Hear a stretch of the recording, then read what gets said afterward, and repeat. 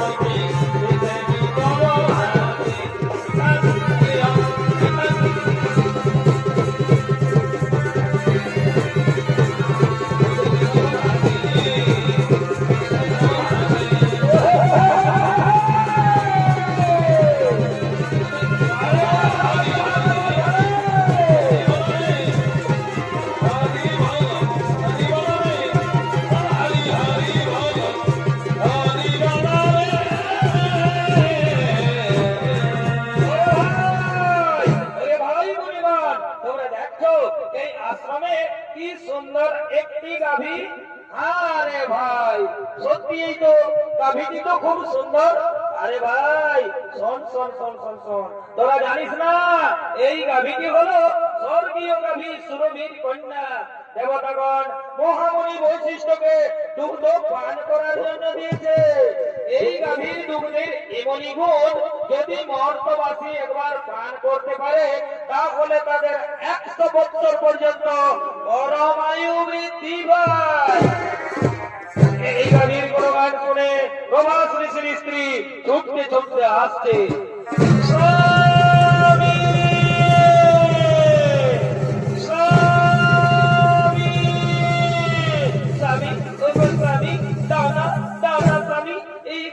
তুমি আমায় বরণ করে দাও, এই গাভীটির আমার ভীষণ প্রয়োজন। এই গাভীটি আমি মর্তলোকে নিয়ে যাব, আমার প্রিয় বান্ধবীকে এই গাভীটি উপহার দেব। দাও দাও স্বামী দাও, এই গাভীটি তুমি আমায় বরণ করে দাও। না না প্রিয় না, এই গাভী আমি হরণ করতে পারবো না। তাছাড়া আমরা মুনি ঋষিগণ এই গাভী হরণ করে আমরা কি করব? ওগো স্বামী, তুমি জানো না মর্তলোকে ঈশ্বরাদির কন্যা জিতবতী আমার প্রিয় বান্ধবী, আমি তাকে এই গাভীটি উপহার দেব। দাও দাও স্বামী দাও, এই গাভীটি তুমি আমায় হরণ করে দাও। ওরে ভাই বলিগণ, তোমরা বলো তো আমি এখন কি করব?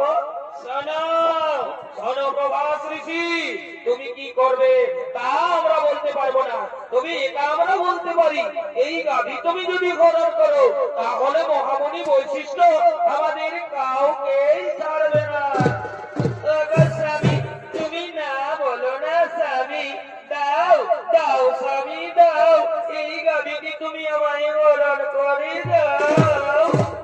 ওরে ভাই মনগণ, তোমরা একটু দাঁড়াও, আমি এক্ষুনি এই গাভীটি হরণ করে নিয়ে যাচ্ছি। হ্যাঁ চলো স্বামী, চলো চলো চলো, এক্ষুনি আমার গাভীটি হরণ করে। আম্মা আম্মা আম্মা,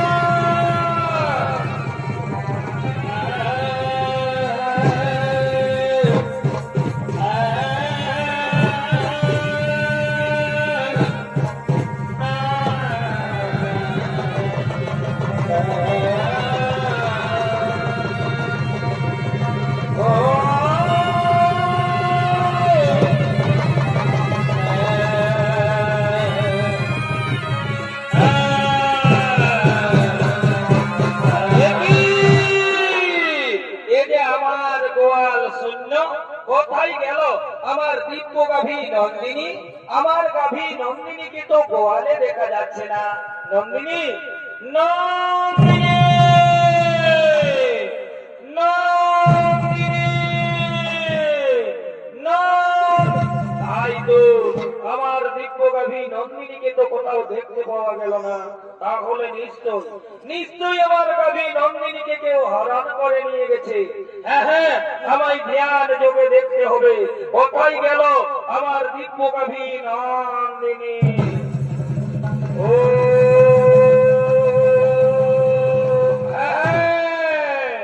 বুঝতে পেরেছি, অষ্টবসু তোমরা এসেছিলে আমার অতি মনোরমা আশ্রম দর্শন করার জন্য। তোমরা আমার দিব্য গাভী নন্দিনীকে হরণ করে নিয়ে গেছো মর্তলোকে। যাও, আমি তোমাদের অভিশাপ দিচ্ছি, মর্তলোকে মানব কুলে জন্ম নেবে তোমরা।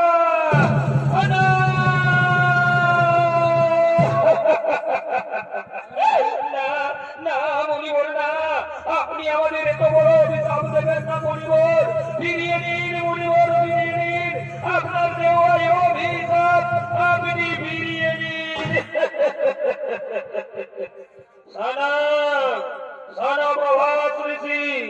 একবার যখন মুখ থেকে বাক্য বের করেছি তখন তার লঙ্ঘন হবে না। অভিশাপ তোমাদের ফলবে, তোমাদের মর্তলোকে মানব কুলে জন্ম নিতেই হবে। মর্তলোকে যদি আমাদের মানব কুলে জন্ম নিতেই হয় তাহলে আপনি আমাদের মুক্তির উপায় বলবেন।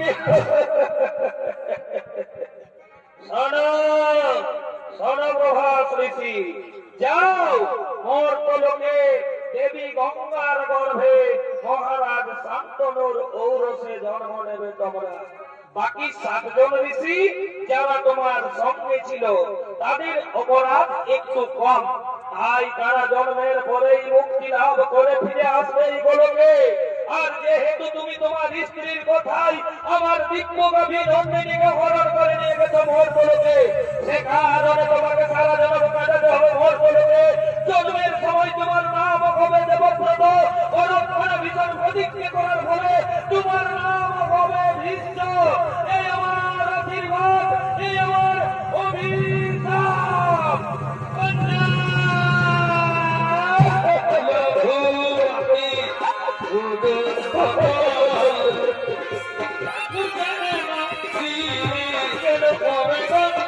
কেন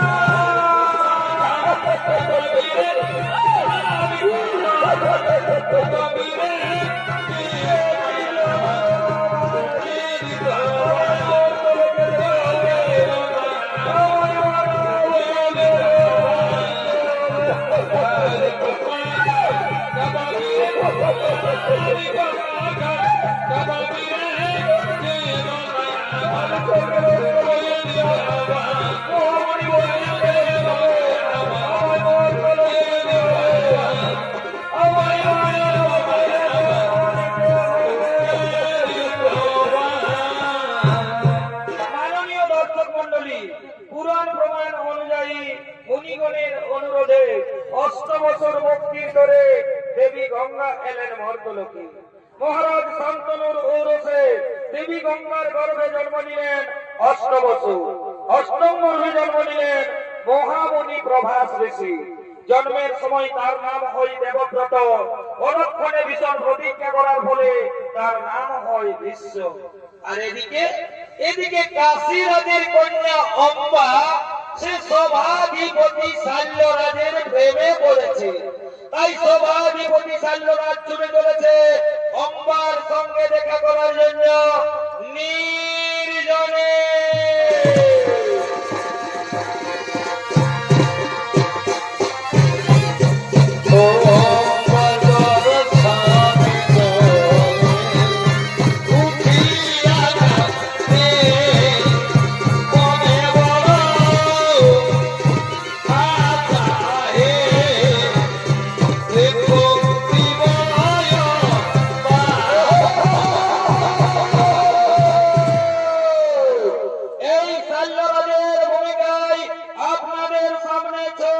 পরিবেশন করে দেখাবেন বলমা বিবাদী সংঘ সম্প্রদায়ের এক তরুণ চরিত্র শিল্পী ফকির চন্দ্র মাহাতো।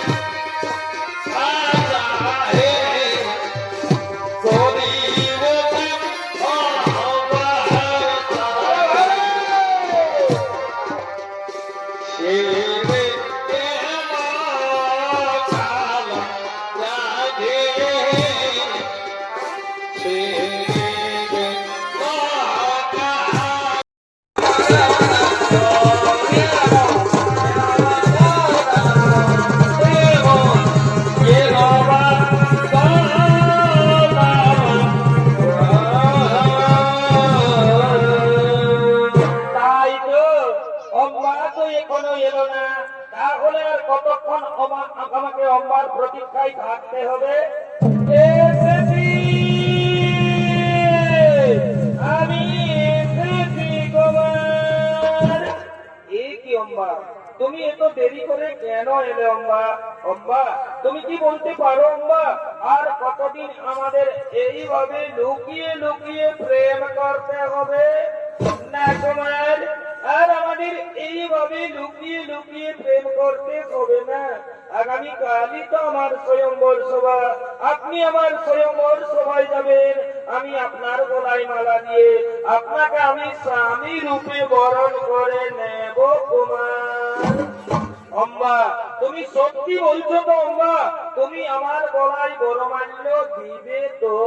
হে কুমার, যার সঙ্গে আমার এতদিন থেকে ভালোবাসা, আমি তাকে ছাড়া কি অন্য কোন পুরুষের বলে মালা দিতে পারি কুমার? তাই তুমি আমার, তুমি আমার, তুমি আমার। অম্বা, জানো অম্বা, আজ আমার কি আনন্দ করছে অম্বা, আজ আমাকে আনন্দে নাচতে ইচ্ছে করছে অম্বা। সত্যি বলছো কুমার? আমারও তাই, আজ আমায় আনন্দে গাইতে ইচ্ছে করছে। এ জীবন তোমাকে দিলাম গো বন্ধু, তুমি শুধু ভালোবাসা দিও ও গো বন্ধু, তুমি শুধু ভালোবাসা দিও। সুখের দিও সুখ, কি হলো কি হলো, তুমি যে আমার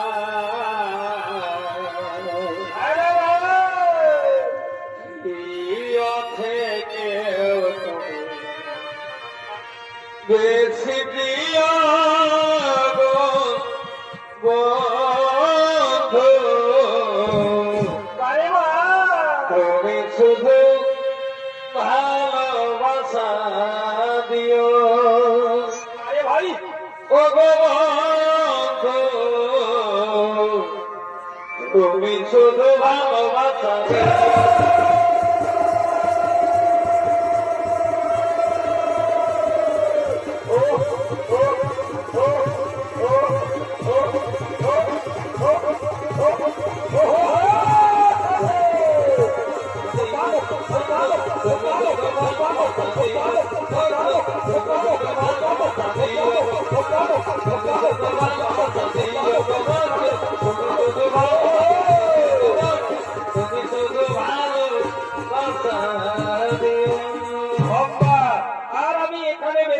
অপেক্ষা করবো না অম্বা, আমাকে তাড়াতাড়ি রাজসভায় ফিরে যেতে হবে। এ কুমার, আমিও আর এখানে বেশিক্ষণ অপেক্ষা করবো না কুমার, আমাকেও তাড়াতাড়ি রাজবাড়িতে ফিরে যেতে হবে। আগামী কালই তো আমার স্বয়ম্বর সভা, আপনি আমার স্বয়ম্বর সভায় যাবেন। আমি আপনার গলায় মালা দিয়ে আপনাকে আমি স্বামী রূপে বরণ করে নেব কুমার। হ্যাঁ, চলো চলো, এখন আমরা নিজ নিজ গৃহে ফিরে যাই। এখন আমরা নিজ নিজ গৃহে ফিরে যাই। আগামীকাল আমার স্বয়ম্বর সভা, আপনি আমার স্বয়ম্বর সভায় যাবেন। আমি আপনারও অপেক্ষায় থাকবো। হ্যাঁ অম্বা, আমি অবশ্যই তোমার স্বয়ম্বর সভায় যাবো অম্বা, আমি অবশ্যই তোমার স্বয়ম্বর সভায় যাবো। এখন আমি আসছি অম্বা, বিদায় বিদায় অম্বা, এখন আমি আসছি অম্বা, বিদায় অম্বা, বিদায় বিদায় বিদায় অম্বা, বিদায়। কুমার কুমার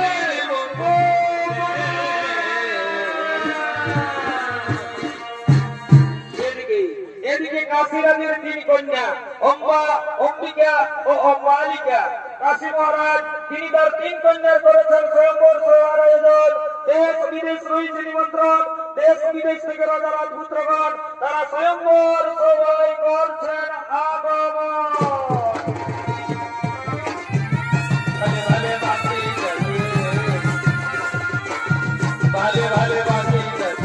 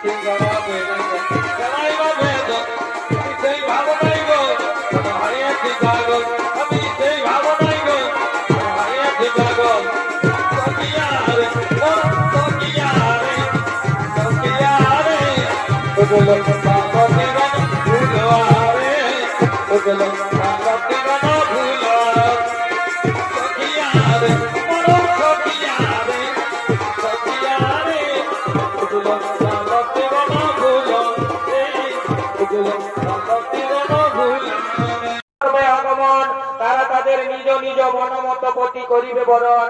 আপনারা বসে যান, আপনারা নিজ নিজ আসন গ্রহণ করে বসে যান। কে কোথায় আছি? তোরা তাড়াতাড়ি করে আমার তিন কন্যাকে এই স্বয়ংবর সভায় নিয়ে মনেরই বাগানে কি হলো কি হলো ফুটিল ফুল রে। আর কি হলো ভাই? রসিকি ভ্রমর আইল না। আসবে আসবে ফুলের মধু খাইল না।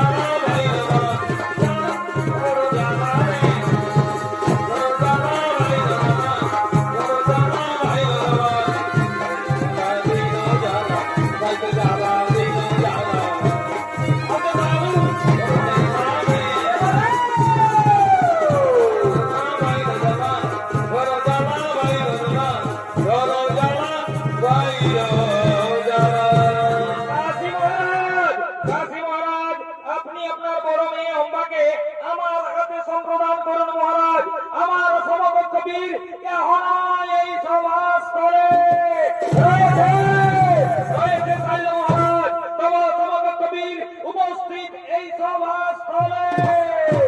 কে কে আপনি? আমি হস্তিনাধিপতি শান্তনন্দন গঙ্গা পুত্র বিশ্ব। কি বিশ্ব, তুমি এসেছো এই স্বয়ম্বর সভায়?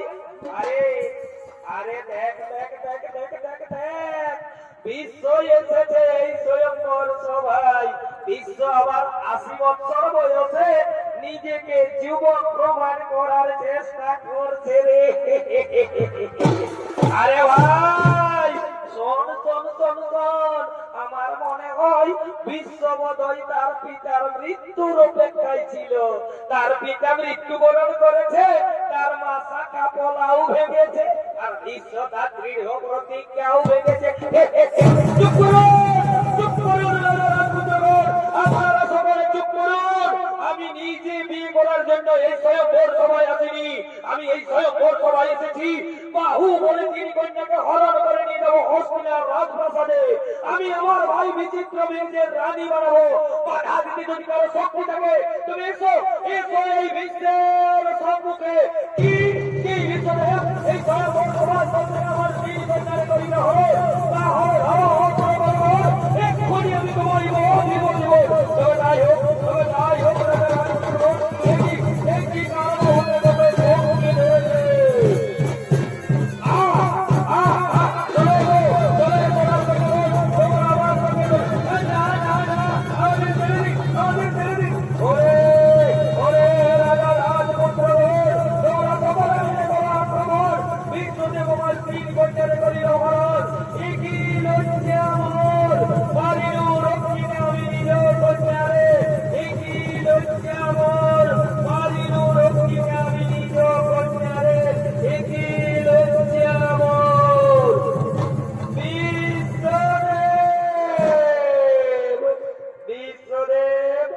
আপনি আমার হাত ধরে ভুল করেছেন বিশ্বদেব। আমি যে সভাধিপতি শাল্যরাজকে ভালোবাসি, সেও আমায় ভালোবাসে। আমি তার বাগদত্তা স্ত্রী। আপনি আমাকে তার কাছেই পৌঁছে দিন বিশ্বদেব। সে কি অম্বা, এ কথা তুমি আগে বলনি কেন? বিশ্বদেব অনুগ্রহ করে আপনি যদি সেখানে বীরত্ব দেখাতে উপস্থিত না হতেন, তাহলে আমি মহারাজ শল্যের গলে মালা দিয়ে আমি তাকে স্বামী রূপে বরণ করে নিতাম। সেও আমায় ভালোবাসে, আমিও তাকে ভালোবাসি। আমি তার বাগদত্তা স্ত্রী। আপনি আমাকে তার কাছেই পৌঁছে দিলে বিশ্বদেব। হ্যাঁ চলো চলো, আমি তোমাকে মহারাজ শল্যের কাছেই পৌঁছে দেওয়ার ব্যবস্থা করব। চলো চলো চলো চলো চলো। এদিকে এদিকে শল্য মহারাজ তিনি তার রাজপ্রাসাদে বসে রাজকার্য পরিচালনা করছে।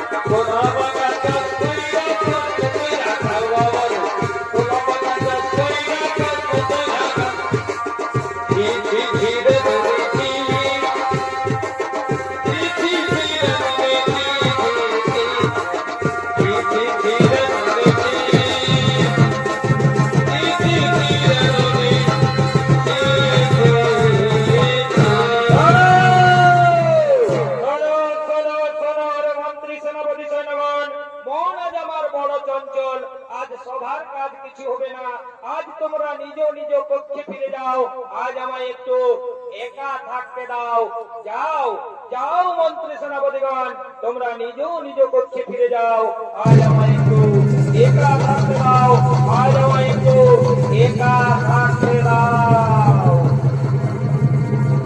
প্রভাধিপতি সাজের জয়। এ আপনি? আমি হস্তিনানগরের মহামন্ত্রী। এই নিন মহারাজ, আপনার বাগদত্তা স্ত্রীকে আপনার কাছে পৌঁছে দিয়েছি, আপনি একে গ্রহণ করুন। আমি এখন আসি মহারাজ, আমি এখন আসি। কি অম্বা, তুমি এসেছো? বারে, স্ত্রী তো স্বামীর কাছেই আসবে। এখনো আমি মনে প্রাণে বিশ্বাস করি তুমি আমার স্বামী। নাও নাও কুমার, তুমি আমায় গ্রহণ করো কুমার। না না না, যে হাত ধরে বিশ্ব তোমায় রথে তুলেছে সে হাত আমি আর স্পর্শ করতে পারবো না। কে এই মুহূর্তে বিশ্ব তোমার হাত ধরে রথে তুলেছে সেই মুহূর্তে তুমি বিশ্বের রূপ সৃষ্টি হয়ে গেছো। তুমি বিশ্ব কর্তৃক অপহৃতা, তুমি কলঙ্কিনী।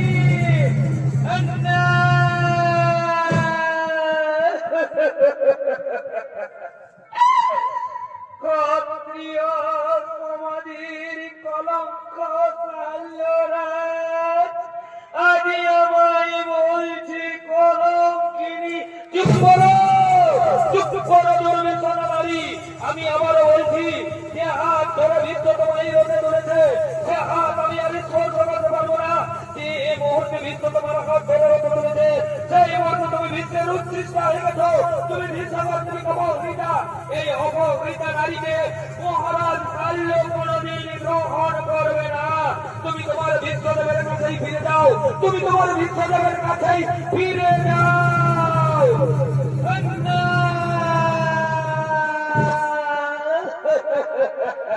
দীনবন্ধু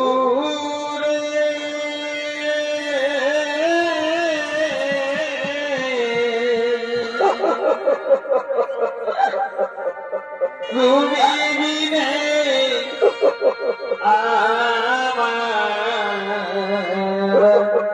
কেহ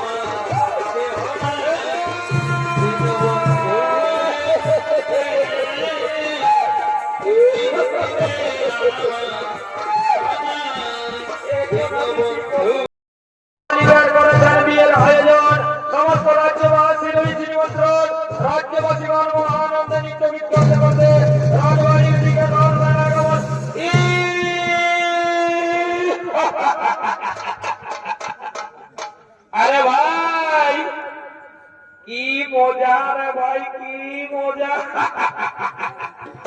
এইটার নামেই তো বিহার, যত পারবি ফুর্তি কর। বিহা ঘরে কর, রাজা ঘরেই ঘর, আর গরিব ঘরেই এই লাল আর এই সাদা এইগুলা চলবে। ডিজে বাজবে আর নাচ খেইলেও হবে। ওই রে এই কালিন্দী বাবুরা বাজা বাজা বাজা, এইটাই তো বিহা ঘরের মজা। ঠিক আছে বাবুরা, তোরা খানাটা ধর, তবেই বাজনাটা হয়ে যাবে। রঙিন বাবা দেখলে আমার মাথা যে ঘুরায়।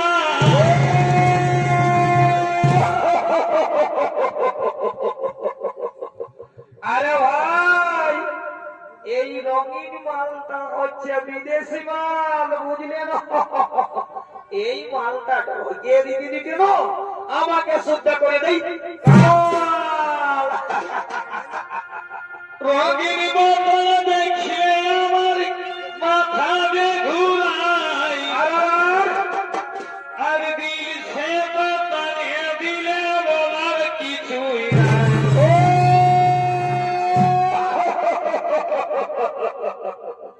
আরে ভাই, এই দিল সে মালটা হচ্ছে আমাদের দেশি, বুঝলে না?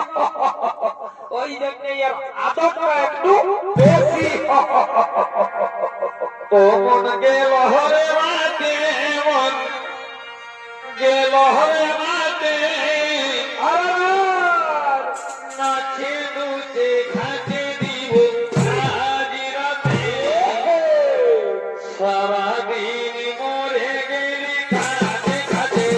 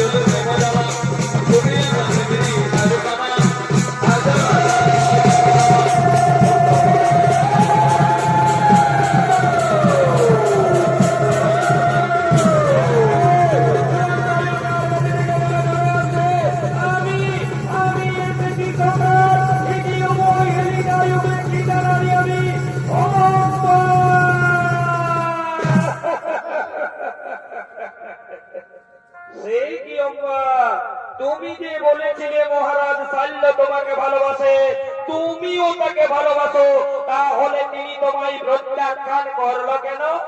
আপনার জন্য, আপনি আমার হাত ধরে রথে তুলেছেন বলে মহারাজ শাল্য বলেছে এ হাতটা আর স্পর্শ করবে না। সেই কি অম্বা, এই মাত্র অপরাধ? চলো চলো অম্বা, আমি তোমাকে নিজে মহারাজ শাল্যের কাছে পৌঁছে দেবো, আমি তার কাছে ক্ষমা চাইব।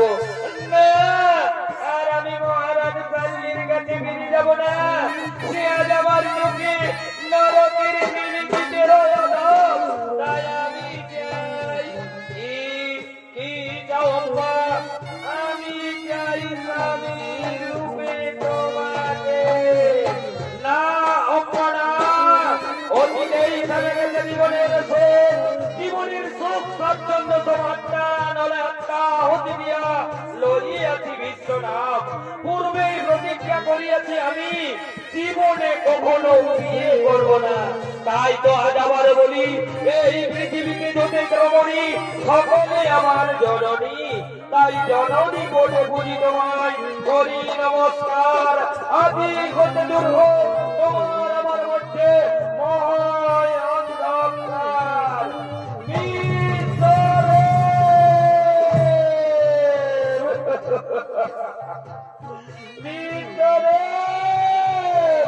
মানিব না আমি লইব প্রতিশোধ, করিল প্রতিজ্ঞা, জ্বলন্ত অগ্নিকুণ্ডে প্রাণ বিসর্জন দেব, পুনরায় জন্ম নেব।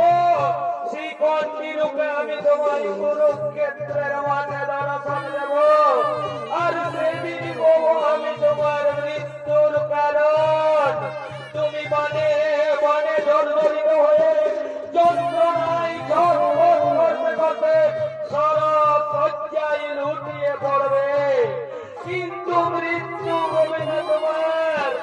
দিনে দিনে মরবে তুমি, এ হলো আমার অভিশাপ।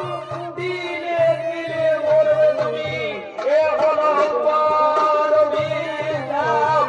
দিনে দিনে মরবে তুমি, এ হলো আমার অভিশাপ। না হবে না, তথাপি ভাঙিবে না কবো এই বিশ্বের প্রতিজ্ঞা, তথাপি ভাঙিবে না কবো বিশ্বের প্রতিজ্ঞা, তথাপি ভাঙিবে না কবো এই বিশ্বের প্রতিজ্ঞা।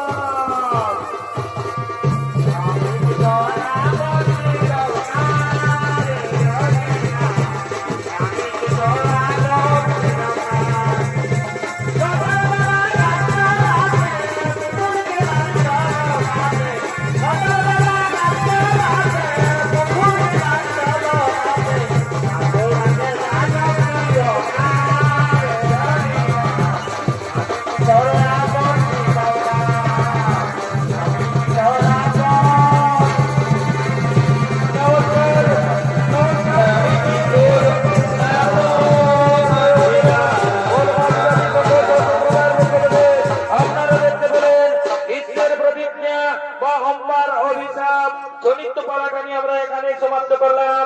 নমস্কার নমস্কার নমস্কার। রাধে।